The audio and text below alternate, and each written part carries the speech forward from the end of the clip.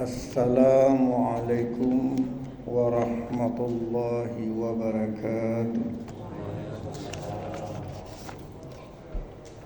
Innal hamdalillah nahmaduhu wa nasta'inuhu wa nastaghfiruh wa na'udzu billahi min syururi anfusina wa min sayyiati a'malina. May yahdihillahu fala mudilla lahu. Kelihatannya Ustaz duduknya sangat tinggi, Ustaz. Maaf. Oh ya. Rendahkan aja sedikit. Oh ya.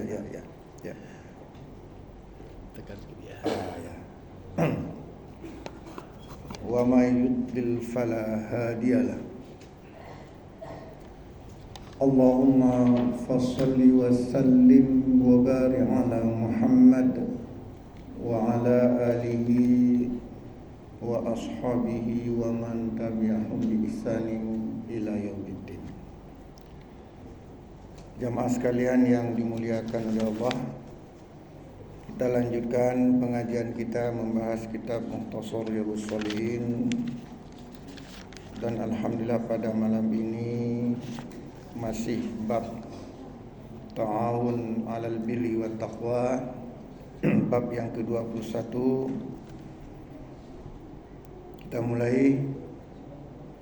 Wa an Abi Musa al-Asy'ari radhiyallahu anhu, dan dari Abu Musa al-Asy'ari, semoga Allah meridainya, anin Nabi sallallahu alaihi wasallam, dari Nabi sallallahu alaihi wasallam, annahu qala, di mana Nabi sallallahu alaihi wasallam bersabda, al-khazinul muslimu al-aminu.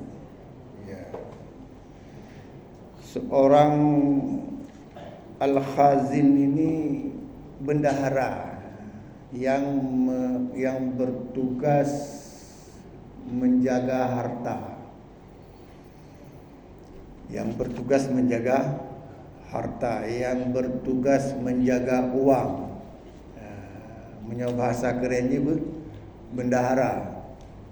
Jadi dia bertugas menjaga barang, bukan hanya uang tapi barang. Ya.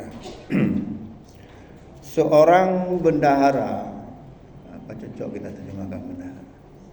Seorang penjaga uang dan barang, yang lebih cocok lagi. Al-muslimu al-aminu. Ya.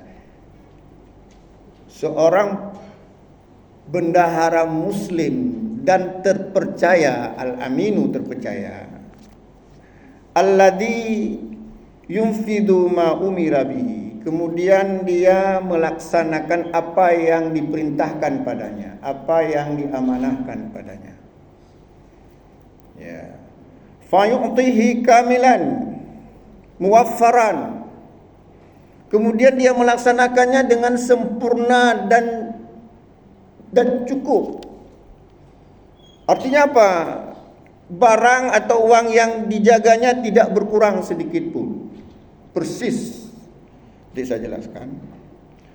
Thaiban bihi nafsah, kemudian dia hatinya hatinya baik, enggak lantas umahnya letak penyoronyo anak kaya ni. Hatinya baik, enggak iri dia dengan uang yang banyak, harta yang banyak yang dia jaga.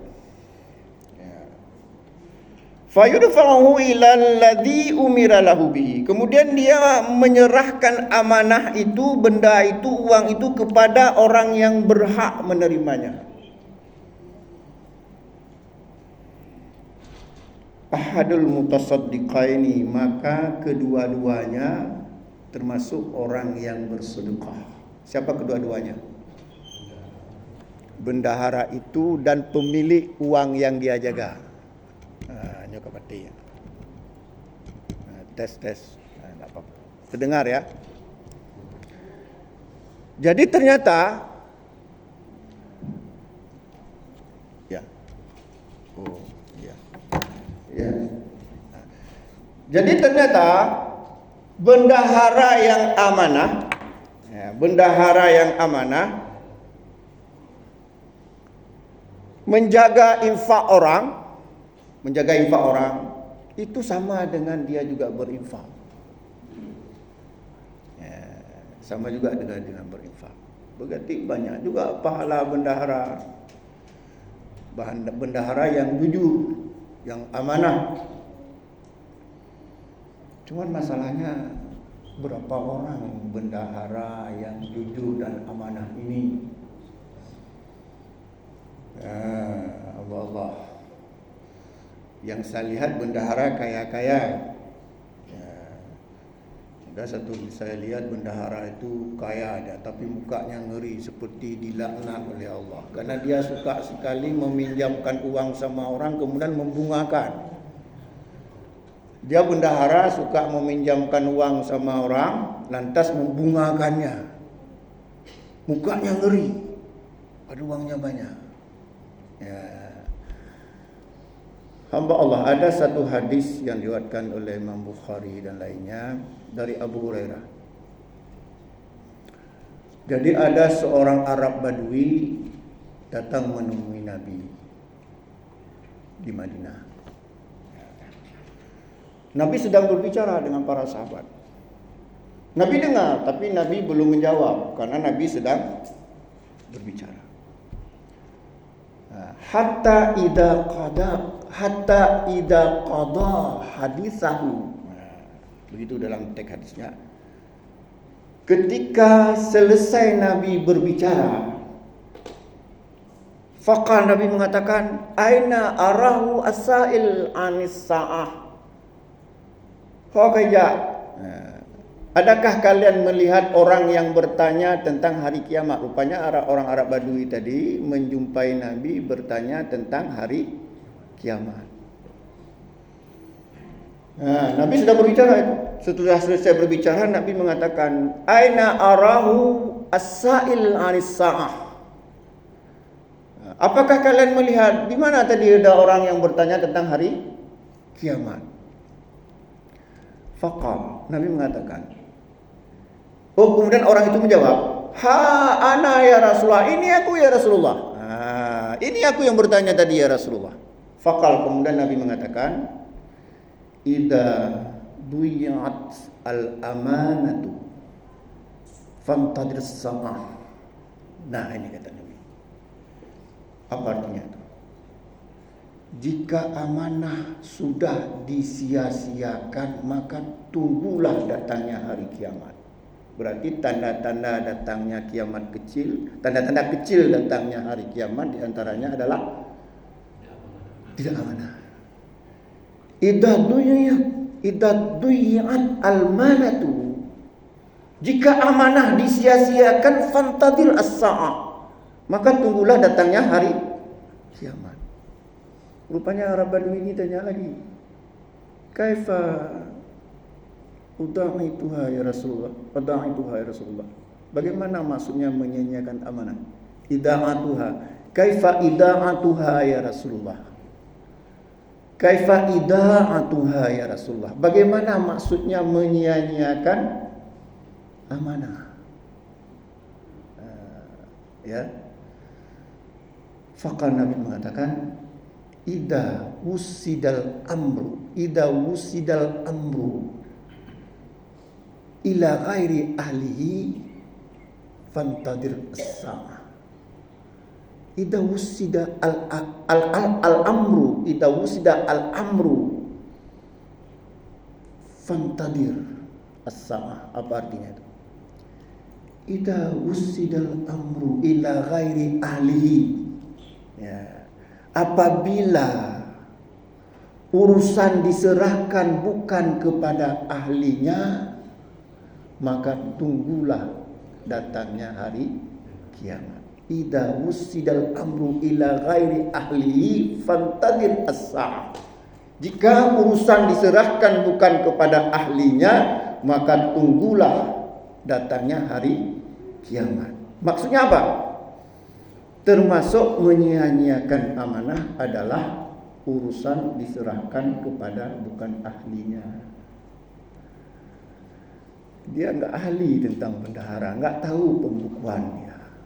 Akhirnya apa? Terjadi salah tulis. Itu juga termasuk menyia-nyiakan amanah. Nah, itu hamba Allah. Saya jelaskan sedikit ya.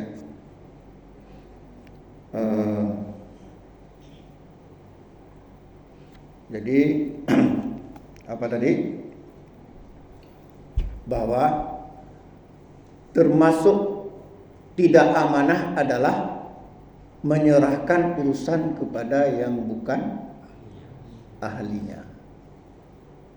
Menyerahkan urusan bukan kepada ahlinya, atau kita menerima amanah padahal kita tidak ahli dalam hal itu. Kita menerima urusan, kita menerima jabatan, kita menerima kepemimpinan, tapi kita tidak ahli dalam hal itu. Kita tidak jujur, tukang olah misalnya, maka itu termasuk orang yang tidak amanah.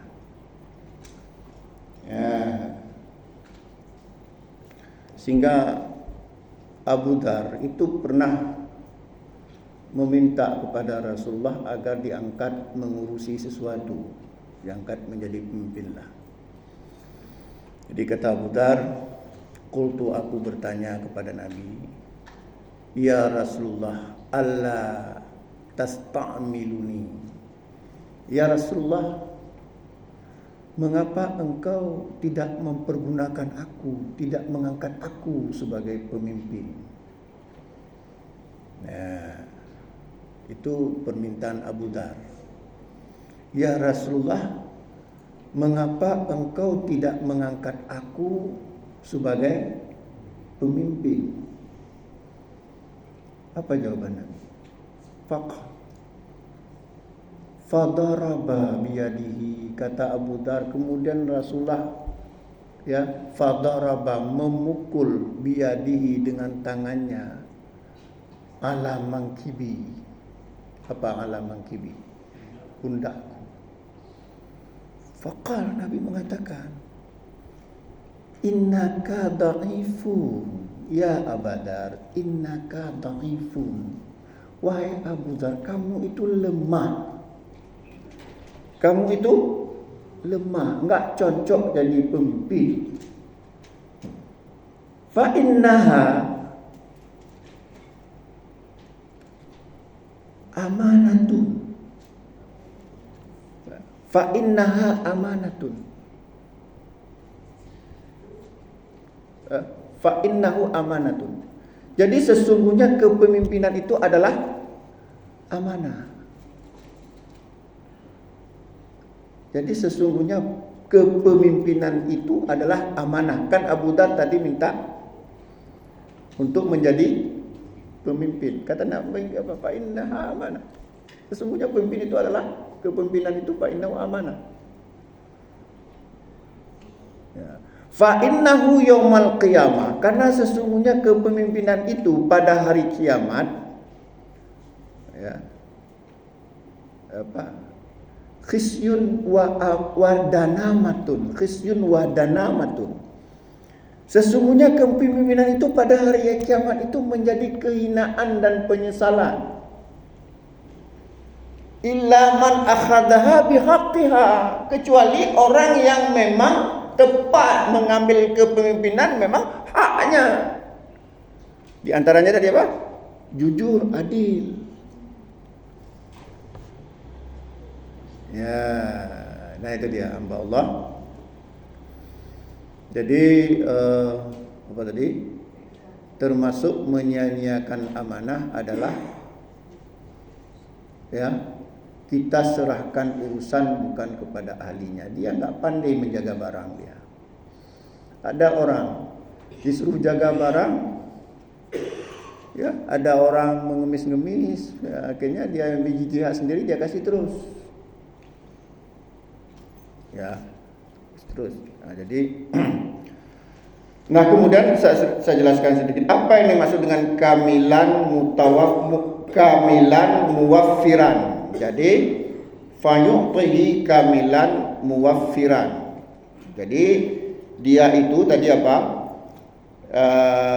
Bendahara atau penjaga uang dan barang yang terpercaya tadi melaksanakan tugasnya dengan benar, ya. kamilan muwaffiran artinya sempurna dan cukup. Itu di kalangan ulama itu ada dua pendapat. Pendapat pertama dikatakan bahwa dikatakan kamilan muwaffiran ini artinya jangan dicokeh sedikit pun. Misalnya gini, ada uang kasih titip uang misalnya berapa? Berapa misalnya? 50 juta misalnya. Titip uang berapa?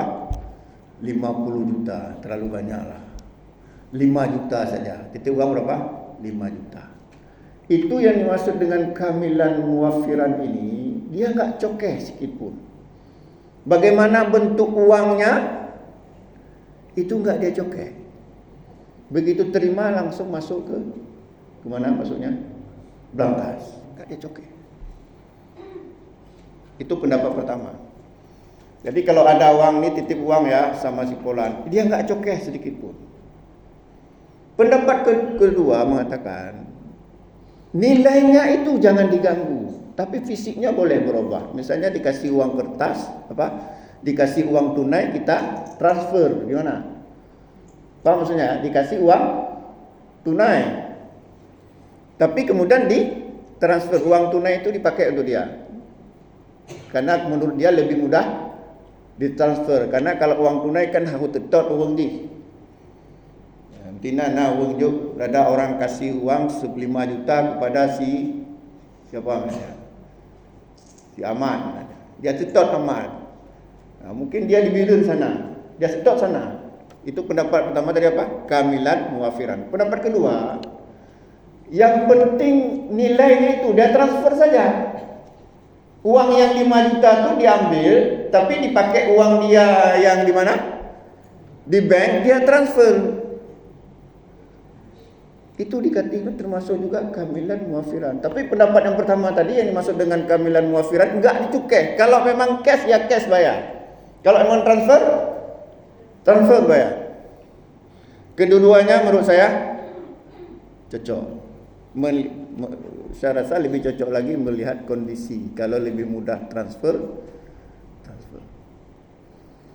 Jadi pendapat pertama dikatakan kamilan muwaffiran itu walaupun uangnya robek, ya serahkan uang robek itu. Karena itu yang dititipkan. Tapi pendapat kedua, ya apa uang robek itu, tapi kasih uang bagus. Mana lebih baik? Ya. Kemudian ada juga hadis lain dari Abu Hurairah, sahabat Abu Hurairah.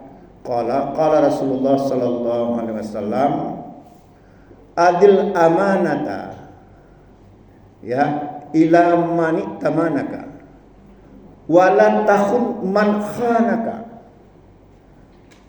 Hadis ini diriwayatkan oleh Imam At-Tirmizi, Abu Dawud dan lainnya. Artinya kata Nabi, tunaikanlah amanah kepada yang memberi amanah, kepada yang diberi amanah. Wala takhun man khanaka, dan jangan kamu berkhianat kepada orang khanaka, artinya orang yang mengkhianati kamu. Nah, ini menarik hadis ini. Jadi ada orang mengkhianati kita. Kita tidak boleh membalasnya dengan khianat. Karena saya teringat ada teman saya, dia ketika dititipkan uang sama dia untuk kawannya, dia pakai. Ketika kawannya datang, mana ada titipan uang? Hana patai. Panena pengka. Pengke. Dah, dia balas dendam. Ketika ada orang lain titip uang sama dia melalui orang yang dikhianati, begitu juga diperlakukan. Titip uang, matang uno gak orang hendak kacau pengke, uno kacau pengka, gitu. Dulu kamu ambil uang saya, sekarang saya ambil uang kamu. Inilah yang dilarang oleh Nabi. Fa wala takhun man khanaka, jangan kalian mengkhianati orang yang mengkhianati kamu. Kan sering itu balas dendam istilahnya. Ya. Kamu ambil loncok dan luncok dan rono. Ya, itu tidak boleh. Jadi itu juga dikatakan tidak termasuk khianat. Sebelum saya lanjutkan, ada yang mau bertanya? Silakan. Ya. Pokoknya uang itu 5 juta dikasih kepada saya utuh 5 juta, tapi datang ke saya minta tukar, tapi harganya tetap 5 juta, tapi mungkin uang ini uang receh, jadi uang bagaimana? Boleh. Itulah tadi pendapat yang kedua tadi. Pendapat kedua mengatakan termasuk kamilan muafiran tadi, artinya sempurna dan cukup, artinya nilainya. Bahkan lebih bagus lagi kita menggantinya dengan yang lebih baik. Contoh misalnya ya, uang receh-receh 1 guni. Receh-receh kasih 5 juta tapi 1 guni. Tapi kita kasihnya itu sampai 10 hari enggak selesai dia itu. Ya udah, kita bawa uang receh itu kita kasih ke BI. Ditukarlah dengan uang kertas. Itu malah lebih bagus. Enggak apa-apa, yang penting nilainya utuh. Tapi pendapat pertama tadi apa? Yang dikatakan benar-benar amanah, jangan cukai. Kalau memang penggrik, kagak penggrik. Karena seperti itu amanahnya. Kalau uangnya robek, ya udah uang robek. Pokoknya begitu datang barangnya, langsung masuk ke berangkas, enggak dicukai sedikit pun. Nah itu. Itu yang dalam satu keputusan. Iya.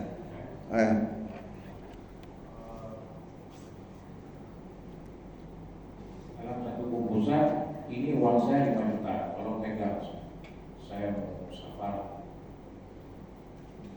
itu, yang menerima titipan ini nggak mau tahu berapa nilainya, dia sudah bilang tadi 5 juta, artinya yang dipegang 5 juta, atau tidak perlu bilang ini uang saya satu bungkus. Iya. Apapun itu karena untuk menerima tahu uang apa saja pun kamu tahu dia ambil disimpan dalam lemari.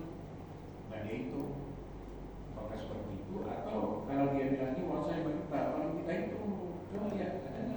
Iya, tapi kalau pendapat pertama tadi, uang dikatakan uangnya 5 juta, nggak ada urusan hitung-menghitung. Yang penting dia katanya uang 5 juta langsung masuk berangkas. Ternyata nanti bukan 5 juta, dia nggak mau tahu dia. Itu pendapat pertama tadi.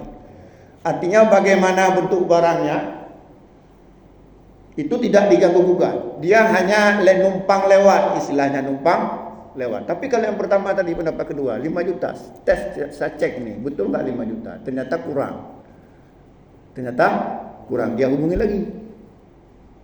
Ini Pak, uang Bapak kurang. Oh ya, silap saya. Makanya kadang-kadang pendapat kedua itu dalam hal-hal tertentu lebih baik. Sedikit lagi saya jelaskan, termasuk amil zakat. Itu juga termasuk, ini hadis ini juga terkait dengan amil zakat. Artinya dia harus menyalurkan zakat sesuai dengan ketentuan syariat. Cuman di sini ada metode ijtihadiyah sedikit. Sekarang saya tanya sama Bapak, berapa hak amil? Berapa hak amil zakat? Berapa? Itu zakat yang harus dikeluarkan. Ini hak amil berapa? 1/8. Jadi berapa persen 1/8? Coba dibagi 100 bagi 8 berapa? 12,5. Sekarang pertanyaannya, apa betul? Apa memang harus 12,5? Dari mana dalilnya? Dalil tidaknya. Nah, enggak, dalil yang mengharuskan 12,5. Innama shadaqatu lil fuqara wal masakin wal amilina 'alaiha wal mu'allafati qulubuhum wa fil riqab ya wa gharimin ya. Nah, sebenarnya 12,5 itu adalah tafsir. Nabi enggak mengatakan 12,5. Nabi hanya mengatakan pembagiannya 8 asnaf. Tapi Nabi tidak mengatakan Nabi hanya mengatakan orang-orangnya itu 8, tapi Nabi tidak mengatakan harus sama rata. Ya. Jadi makanya kadang-kadang kan akibat salah, kita tidak mengatakan salah. Akibat pemahaman seperti ini, kalau ada uang zakat 1 triliun, kalau 12,5 berapa? Lebih besar gaji dia daripada gubernur. Ini jadi fitnah. Yang benar adalah Amil itu mengambil sesuai dengan keadaan uang yang dia kelola. Bisa jadi 12,5, bisa jadi kurang dari itu. Bisa jadi lebih. Contoh ini, ada orang mengambil zakatnya untuk fakir miskin yang terkena bencana di mana misalnya? Di Aceh Tamiang misalnya. Ini zakat saya 20 juta diberikan kepada fakir miskin yang ada di atau pengungsi, kan jatuh miskin ya di Aceh Tamiang misalnya. Ketika diambil 12,5 enggak cukup bawa barang itu. Dalam bentuk barang misalnya, dalam bentuk barang. Kalau uang kan mudah ya. Ya. Kalau barang lain lagi ya. Ini kan zakatnya uang. Atau gini, misalnya uang itu dibelikan beras. Masalah setuju uang itu dibelikan beras atau tidak itu lain. Katakanlah dibelikan beras. Tapi kalau diangkut beras itu ke Tamiang dengan 12,5 enggak cukup. Maka boleh kita ambil seperlunya agar barang beras yang tadi yang diambil dari dana zakat tadi itu dibawa ke sana.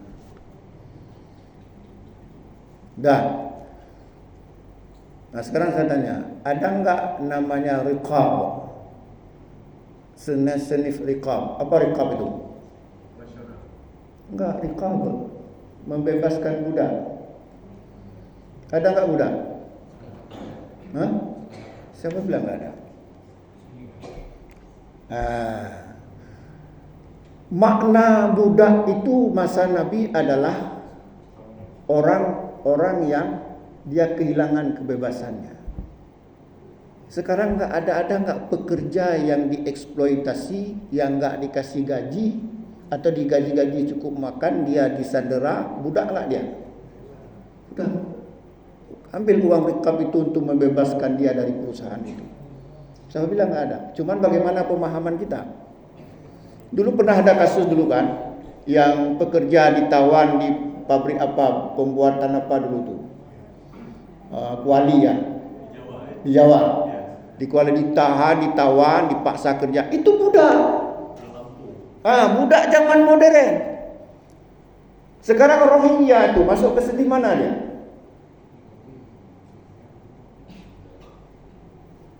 Masuk enggak dia ke sini budak? Maka sebenarnya tidak ada asnaf yang tidak ada. Tergantung bagaimana pemahaman kita. Ketika Nabi membagi 1/8 itu artinya ada sampai hari kiamat. Sekarang misalnya ada pekerja apa namanya WTA, apa namanya? TKW kok WTA. TKW yang kerja di Saudi di mana misalnya, lantas disekap. Dia enggak bisa keluar. Budak enggak dia? Ambil dari uang zakat membebaskan dia ongkos pulang. Nah, ini harus dipahami oleh amil. Ya, sebagai katakanlah sebagai bagian dari amanah. Ada lagi yang mau bertanya? Silakan. Sudah hampir habis. Ya. Oh ya. Ini. Ya. Apakah berlaku juga 8 itu untuk zakat fitrah? Iya. Kalau zakat fitrah itu tidak ada dalil kepada 8 asnaf. Farada Rasulullah sallallahu alaihi wasallam zakat al-fitri tuhratan lis-sha'im minal lahwi wa rafath wa tu'matan lil masakin. Jelas. Rasulullah sallallahu alaihi wasallam mewajibkan zakat fitrah tuhratan lis-sha'im minal lahwi wa rafath wa tu'matan lil masakin. Rasulullah mewajibkan zakat fitrah untuk membersihkan orang yang berpuasa dari lagha dan rafas wa tu'matan lil masakin, dan untuk memberi makan orang miskin. Jadi zakat fitrah itu bukan 8 asnaf, itu juga tafsir. Tafsir. Dikiaskan dengan zakat mal. Tapi saya lebih cocok bagaimana bentuk dalilnya lah. Kalau dalilnya hanya untuk memberi orang miskin, ya sudah untuk orang miskin. Lantas bagaimana? Ada enggak hak amil dalam zakat fitrah? Tidak ada. Terus dari mana dia ambil uangnya? Dari infak. Dari infak. Sekarang berapa hak amil infak? Kalau tadi zakat hak amilnya 12,5, itu keputusan MUI. Keputusan MUI hak amil 12,5 karena ditafsirkan pembagian 8 itu dianggap juga pembagian persennya. Jadi kalau 100% bagi 8 12,5 itu keputusan MUI. Juga keputusan MUI infak itu 20%. Hak amil itu keputusan MUI 20%, tapi saya tidak setuju. Kenapa? Nah, sebagai contoh. Ada orang menginfak beras sebanyak 1 ton. Dah. 1 ton. Untuk dibawa ke mana? Ke Tamiang tadi. Ini bukan zakat, infak ya. Dengan 20% enggak bisa bawa barang ke sana. Misalnya 20% tidak cukup, maka boleh diambil lebih. Atau misalnya infaknya sangat besar, sampai miliaran, 20% kaya raya dia, maka tidak boleh 20%. Harus dengan mungkin 5%. Karena juga tidak ada dalil khusus 20%, tidak ada dalil khusus 12,5.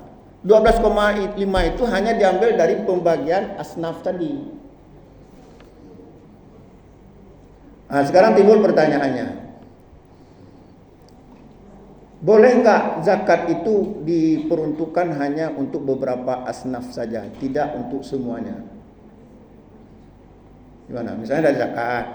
Haruskah zakat itu lantas kita bagi menjadi 8, lantas kita salurkan ke fakir miskin hanya menurut kadarnya? Yang benar adalah, bukan yang benar, egois pula. Artinya yang lebih cocok adalah itu kita bagi menurut kondisi, kondisional sifatnya. Kalau memang orang miskin parah, fakir dan miskin parah, udah kasih aja semuanya, nggak apa-apa. Bahkan kita kasih semuanya juga nggak cukup. Untuk apa kita simpan? Lantas tadi, dalam pemahaman tadi budak masih ada sekarang. Di mana kita cari orang pekerja yang disekap? Enggak ada. Kecuali kalau ada.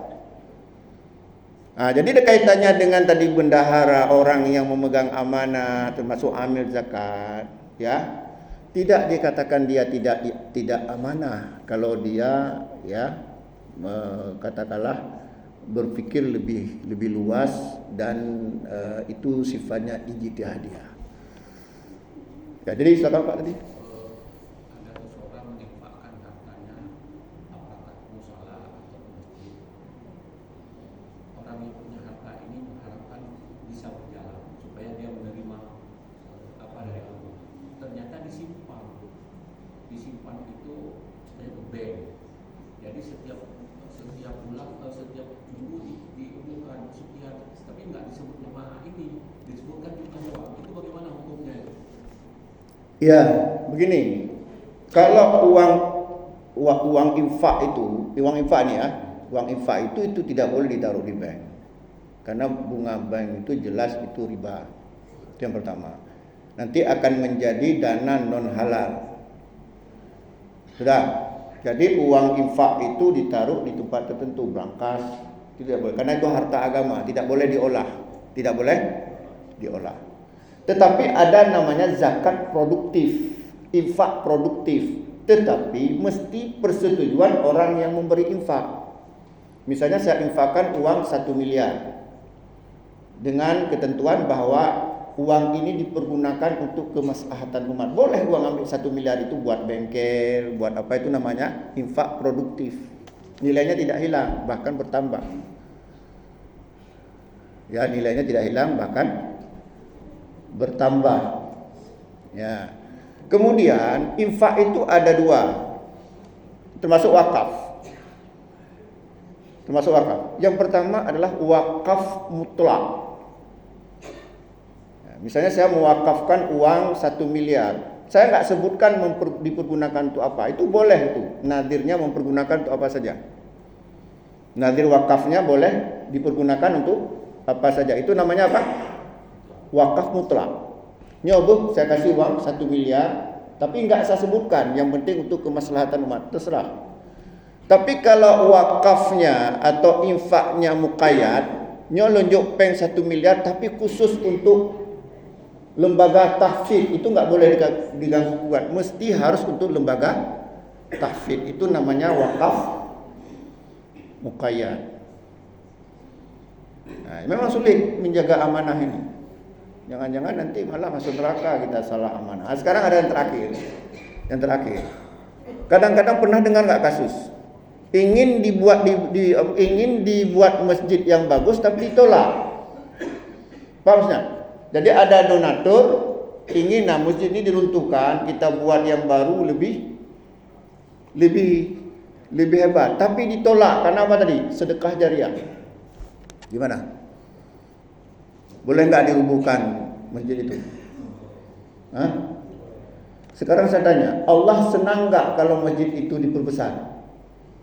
Kalau Allah senang, kenapa kita menolak kesenangan Allah? Sekarang saya coba contoh ya, saya ulangi lagi ya.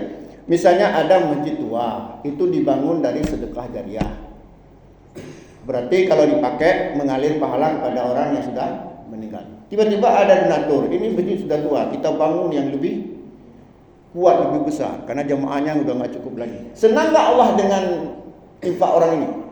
Kalau Allah senang, kenapa kita halangi? Allah senang masjid itu dipugar, dibuat, atau bila perlu dirobohkan diganti dengan lebih bagus. Kenapa kita malah melarang bertentangan dengan apa yang diridhoi oleh Allah? Sekarang masalahnya, apakah kemudian masjid itu yang dirobohkan itu hilang pahala sedekah jariahnya? Tidak, Allah akan tahu. Itu enggak akan hilang. Walaupun mungkin kadarnya itu mungkin enggak sebagaimana ketika fisiknya masih ada. Tapi Allah itu juga enggak akan menyia-nyiakan. Itu pernah itu. Ada satu masjid, saya enggak kasih bilang masjidnya, mau dibangun, tapi ada yang enggak usah, nanti hilang pahalanya orang-orang yang ini keliru. Allah aja senang kok malah kita enggak senang. Toh sedekah jariah itu yang kasih pahala Allah. Sementara Allah suka dengan kita memugar masjid. Tapi kenapa kok kita bertentangan dengan keridhaan Allah? Cukup ya? Ya. Mudah-mudahan ada manfaatnya. Ya? Oh, masih ada waktu? Nah, silakan, ada yang mau bertanya lagi atau kita sambung sedikit lagi? Masih ada ya?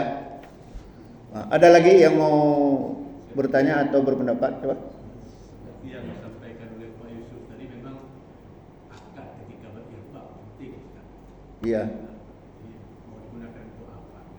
Dan kalaupun memang tertumpuk uang di masjid itu kan bukan ditumpuk. Artinya kan ada satu perencanaan pembangunan, apalagi pembangunan. Ada waktu-waktu baru dipakai, kumpulkan dulu uangnya, baru dipakai. Jadi bukan diendapkan. Iya.